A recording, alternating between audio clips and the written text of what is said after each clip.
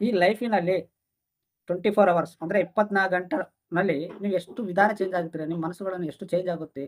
ಒಂದು ಆಲೋಚನೆ ಸಡನ್ಲಿಯಾಗಿ ಹೇಗೆ ಚೇಂಜ್ ಆಗುತ್ತೆ? ಯಾವಾಗಾದ್ರೂ ಥಿಂಕ್ ಮಾಡಿದ್ರಾ? 1 ಅವರ್‌ನಲ್ಲಿ ನೀವು ಎಷ್ಟು ಚೇಂಜ್ ಆಗುತ್ತೆ, ನಿಮ್ಗೆ ಎಷ್ಟು ಆಲೋಚನೆಗಳು ಬರುತ್ತೆ, ಒಳ್ಳೆಯದಾಗಲಿ, ಕೆಟ್ಟದ್ದೇ ಆಗಲಿ. ಅದ್ರಲ್ಲಿ ನೀವು ಗಮನ ಇಕ್ಕಿದ್ರಾ? ಒಂದು ಸಾರಿ ನೋಡಿ ನೀವು. ಹೇಗೆ ಆನ್ ದ ಸ್ಪಾಟ್‌ನಾಗೆ ನಿಮ್ಮ ನಿರ್ಣಯವನ್ನು ನೀವು ಚೇಂಜ್ ಮಾಡ್ಕೋತೀರಾ? ಅದು ಹೇಗೆ ಸಾಧ್ಯ? ಒಂದು ಸಾರಿ ನೀವು ಆಲೋಚನೆ ಮಾಡಿ ನೋಡಿ. ಇಲ್ಲಿ ಯಾರೋ ನೋಡ್ತಾರೆ, ಯಾರೋ ಏನೋ ಮಾಡ್ತಾರೆ ಅಂತ ನೀವು ಅದು ತಲೆಯಲ್ಲಿ ಇಟ್ಕೋಬೇಡಿ. ಏಕೆಂದರೆ ಇನ್ನೊಬ್ಬ ವ್ಯಕ್ತಿಗೆ ನೀವು ಚೇಂಜ್ ಮಾಡ್ಬೇಕಂತ ಯಾವಾಗಾದ್ರೂ ನೀವು ಅನ್ಕೋತೀರಾ? ಅದನ್ನ ಬಿಟ್ಟಾಕಿ. ಫಸ್ಟ್ ನೀವು ಬದಲಾವಣೆ ಆಗ್ಬೇಕು. ಯಾಕೆಂದರೆ ಇವೆಲ್ಲದಕ್ಕ ನಾವು ಹೇಳೋ ಮೊದಲ ನಾವು ಚೇಂಜ್ ಆಗಿರ್ಬೇಕು. ಫಸ್ಟ್ ಆಫ್ ಆಲ್ ಇನ್ನೊಬ್ಬ ವ್ಯಕ್ತಿ ಚೆನ್ನಾಗಿ ಹೇಳ್ತೀರಾ, ಅವ್ರು ಕೇಳಿಲ್ಲ ಅಂದಾಗ ಅವಾಗ ನಿಮ್ಮ ಮನಸ್ಸು ನೋವುತ್ತದೆ. ಸೊ ಅದಕ್ಕೆ ಹೇಳೋದನ್ನ ಬಿಡಬೇಕು. ಫಸ್ಟ್ ನೀವೇ ಬದಲಾವಣೆ ಆಗಬೇಕು.